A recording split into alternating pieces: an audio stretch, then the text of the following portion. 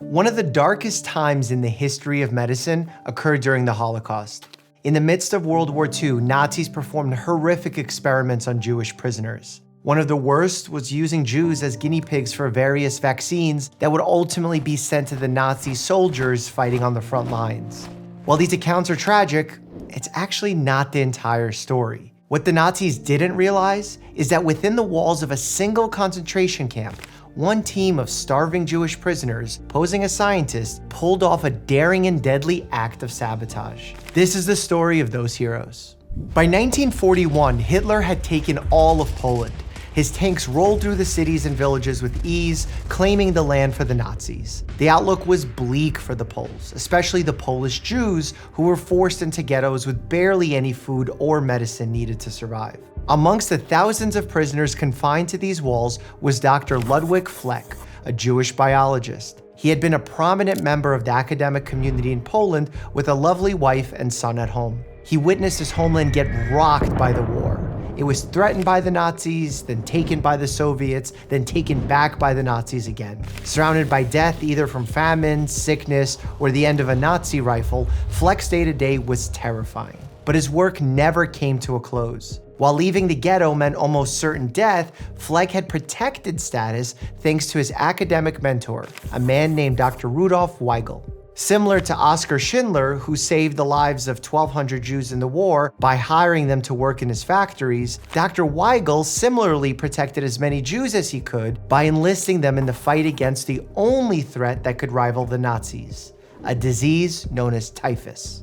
You see, living conditions within the ghettos were a nightmare, with thousands of freezing, hungry people crammed into the few remaining houses and apartments. This made it a breeding ground for all sorts of disease. One of the worst was called typhus. Humans typically get sickened by the typhus bacteria from body lice. This is different from hair lice that you commonly get checked for in school. You see, body lice live inside clothing, waiting for an opportunity to attach themselves to a host. Life in the ghettos was harsh and cold, meaning people would go weeks, if not months, without removing their clothes so they could stay warm. After a long while, body lice would eventually emerge from the clothing fibers and begin feeding on their blood. Once full, the lice would leave their typhus-ridden waste on the skin and crawl back into the clothes for sleep. Their bites would turn into itchy sores, causing people to scratch, creating micro tears in the skin, and an entryway for the typhus bacteria to get into the bloodstream. Several days later, a headache and fatigue would ensue.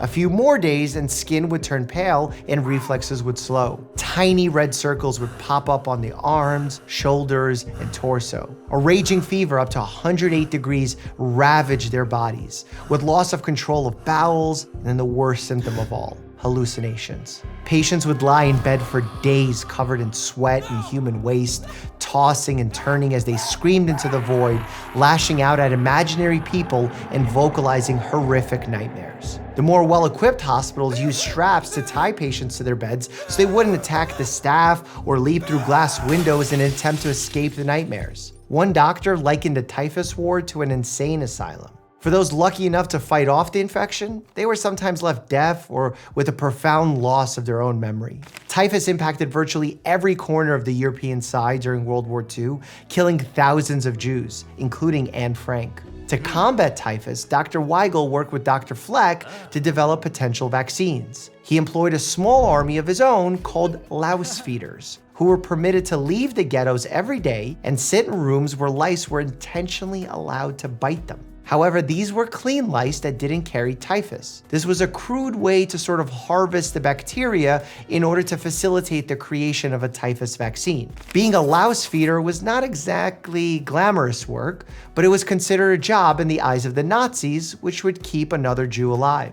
Together, Dr. Weigel and Dr. Fleck spent countless hours working on this vaccine, mastering the craft. They had something that worked, but it needed fine-tuning. Unfortunately, despite their efforts, the Nazis continued to tighten their grip. Though Weigel and Fleck had made enormous progress on the typhus vaccine, Fleck and his family were sent to Auschwitz, a notoriously brutal Nazi death camp, while Weigel, under threat, was forced to continue helping the Nazis. Meanwhile, the Nazis were panicking. Typhus wasn't just ravaging ghettos, but also Nazis fighting on the front lines. They went months without bathing, huddled in Russian trenches, never changing out of their filthy uniforms for fear of freezing. The Nazis may have been winning the war against Europe, but they were certainly losing the battle against Mother Nature. It was going to take a brilliant Nazi scientist to save the day, which sounded like the perfect opportunity for Dr. Ding. The Nazi army is full of infamous characters, but few were as pathetic as a weasel named Erwin Ding, a hustler who quickly rose through the ranks of the Nazi party. He began his career as a diligent member of Hitler's secret police, maintaining meticulous notes about his assignments and expense reports, for which he received high marks. Dr. Ding didn't want to be a cop, though. He always dreamed of being a world-renowned physician, a path he hoped to achieve by climbing through the military ranks of the Nazi Party. Ding did fumble his way through Nazi medical school and wrote a dissertation on night terrors in children. He skated through a cushy residency at the secret police barracks in Berlin and was ultimately assigned to be the main doctor at Buchenwald, a labor camp designed to extract work out of Nazi enemies until they died. Despite his success in Nazi law enforcement, he didn't exactly make for a brilliant doctor. But he knew that if he could solve the Nazis' typhus problem, he'd be a hero in the eyes of Hitler. So what's a bad doctor to do if he's trying to end a pandemic? Well, he was a Nazi, so he lied and cheated. Dr. Ding scoured Buchenwald looking for imprisoned Jews who also happened to be doctors. He pulled them off their labor crews, locked them in Block 50 until they could find a cure for typhus. One that he would ultimately take credit for, of course. It might have worked, too, had he not been so stupid that the prisoners secretly nicknamed him Dr. Dummkopf. I don't think you need a direct translation to get that one. His first mistake? He didn't actually pull together a group of world-class scientists. His all-star team was actually composed of a few doctors, a physicist, a politician, a pastry chef, and a gym teacher. When asked if they had experience in developing vaccines, they all nodded their heads. An easy lie to tell if it gets you off work duty, and an easy lie to get away with if your boss is a Dummkopf. Nevertheless, the team got to work, and actually, they had some decent tools at their disposal. While the Nazis had bulldozed their way through Europe, they didn't destroy everything and had actually filled Block 50 with some of the finest laboratory equipment they'd stolen from the best universities across the continent. There were also instructions on how to make the vaccine, born out of the work that Dr. Weigum and Dr. Fleck had done in Poland years prior. But they weren't simple. First, Dr. Ding would have to intentionally give typhus to Jewish prisoners. Their blood would then be drawn and passed on to guinea pigs, then mice, then rabbits, where it found a home in the rabbit's lungs and could be collected as a weakened form of typhus that could be used as a vaccine in humans. The Buchenwald scientists followed the instructions to the best of their abilities, but as you can tell, it wasn't a straightforward process. They tried over and over, but they couldn't get it to work. Dr. Ding was getting furious, but what was he gonna do? He wasn't smart enough to create the vaccine himself, and he had already pulled together the smartest gym teachers in the concentration camp. He needed help. So he picked up the phone and started recruiting from other concentration camps. Anyone got a good scientist? The team at Auschwitz answered the call. They had a scientist working in their lab they'd be happy to send over. His name? Dr. Ludwig Fleck. Sound familiar? After being taken from Poland, Fleck, along with his wife and son, had been prisoners working at a lab in Auschwitz. For most Jews, a trip to Auschwitz was a death sentence. Oddly enough, it may have actually saved Fleck's life, as going to a death camp that had a lab in need of staffing was a reprieve. One day, the Auschwitz officers grabbed Fleck and tossed him in a private car. Jews here didn't usually get dragged out of the camp, which made him really confused. Ludwig stared back as he was driven away, not knowing where he was going and fearing he'd never see his wife and son again. The terrified Fleck arrived at the gates of Buchenwald and was introduced to Dr. Ding. The Nazis needed a typhus vaccine so badly. They had plenty of resources and a production process they assured him would work. There was a team of brilliant scientists in the lab waiting to go and help. They just needed someone with more experience to take control and tell them what they've been doing wrong. Could he possibly help? Well, yes, of course he could. This was a vaccine process Dr. Fleck had helped develop. He knew it inside and out. Dr. Ding smiled. His dreams of being rewarded by Hitler were closer to becoming true. He would receive medals. He'd get a big salary. Maybe he'd even have his face put on the new Nazi currency. Everything was coming up Ding. So he tossed Fleck into the lab and shut the door. It was time to get to work. Dr. Fleck reviewed the entire manufacturing process, auditing every step of the routine and double-checking everyone's work. Turns out, the team had made a simple mistake. What they thought were typhus bacteria were actually just rabbit white blood cells. They'd been putting rabbit cells into the vaccine, not typhus. Fleck had done it. He'd identified the problem and once corrected, would be able to start producing typhus vaccines for Nazis fighting on the front lines. That's when things got really interesting. As Fleck began to walk towards Dr. Ding's office with the great news, the group stopped him. Maybe they shouldn't tell him?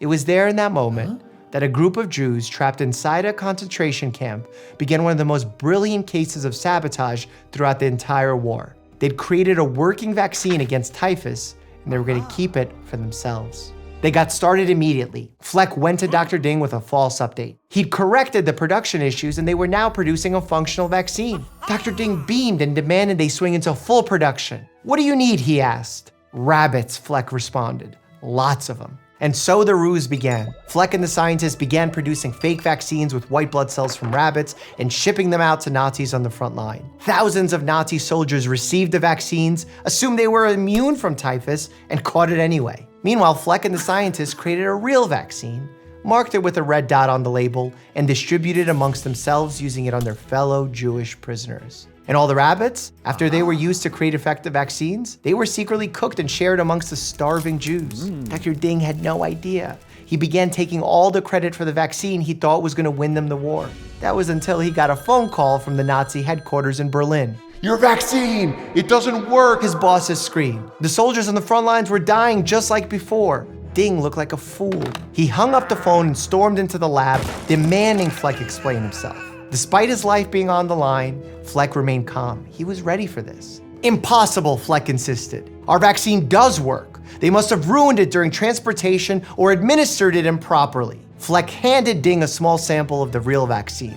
"Here, send this to Berlin for testing. It works, I promise." And of course it did. Dr. Ding was exonerated and no longer looked like a fool. All Ding had to do was wait for the Nazis to win the war, and Hitler would shower him with praise. Not if the Jews had something to say about it. Fleck and his team of scientists continued their sabotage for 16 months. They were able to save the lives of countless Jews in Buchenwald and aid in the pain and suffering of countless more Nazis on the front lines. In April of 1945, the Americans liberated Buchenwald and the war came to a close. But the story isn't quite over. Dr. Ludwig Fleck survived the Holocaust and was miraculously reunited with his family, who had survived after being left in Auschwitz. He spent several years continuing his research in Poland until growing anti-Semitism drove him out. He spent his final years with his family living and working in Israel in peace. Dr. Weigel was not as lucky. Despite his countless efforts to save Jews and smuggle vaccines into the ghettos, his reputation suffered after the war as many blamed him for working too closely with the Nazis. He died in 1957 with an unfairly stained reputation. The Nazis never even found out about Fleck's sabotage, at least not until the war ended. The truth didn't come to light until 1947 during the Nuremberg trials, where Nazis were tried for their horrific war crimes. During a case about medical abuses, 2 members of Fleck's team revealed what Fleck had done: that he had given Nazis fake vaccines and kept the real ones for the prisoners. The Nazis standing trial were absolutely stunned. Dr. Mogowski, a Nazi official who was responsible for providing poison gas that killed millions of Jews, was outraged in the courtroom, saying, "These are some of the most curious remarks I have heard here. Their attitude has nothing in common with the concepts of humanity expressed by the gentleman here today." The irony of this genocidal maniac's response, criticizing Dr. Fleck for his lack of medical ethics, was not lost on the courtroom, who broke out in laughter. Dr. Mogowski was found guilty of his crimes and sentenced to death. Currently, typhus hasn't been eradicated entirely, but it appears far less frequently than it used to. These days, we have better access to showers, laundry, and fresh clothes, which prevents typhus-carrying lice from embedding themselves in the fibers of our shirts and pants. That being said, typhus does emerge during specific conditions like war zones, where people lose access to proper hygiene. Fortunately, a simple dose of the antibiotic doxycycline can be used to treat typhus, an accessible cure Dr. Ding could have only dreamt of 80 years ago. But what of Dr. Erwin Ding? Unfortunately for his victims, he never stood trial for his crimes, because he didn't make it that far. Dr. Ding was arrested by American forces and was imprisoned while awaiting trial. In his final letter written from jail, he expressed fear for his wife, panicking over how she would care for herself with all of his belongings seized by the authorities. For whatever reason, not long after, Dr. Ding was no longer living. A year later, his wife died of typhus.